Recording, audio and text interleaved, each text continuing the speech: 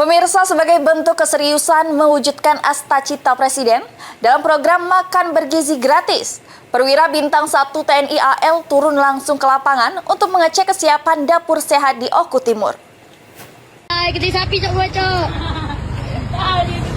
Lagi. Gede sapi cok banyak lah.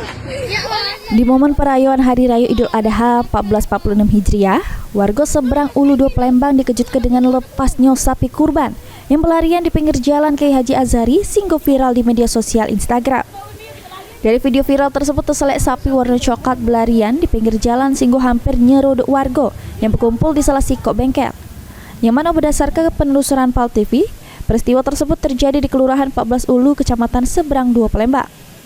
Diungkapkan salah sikok pegawai bengkel, kalau sapi tersebut lepas siang hari sesudah sholat Jumat, yang lari dari arah 14 Ulu menuju ke 13 Ulu, sehingga pada akhirnya sapi tersebut berhasil ditangkap warga. Sapi dari 13 Ulu kan, lewat ke 14 Ulu dia tuh, tahu lepas mana caranya kan, muter lagi sapi itu, balik ke arah lagi gitu kan. Nomor rumah sapinya? Nomor rumah tuh nggak tahu kan, nggak kasih nomor rumah. Dan dari jam berapa tuh mulai? Sekitaran habis sholat Jumat tadi kan? Habis sholat Jumat kepasnya kan?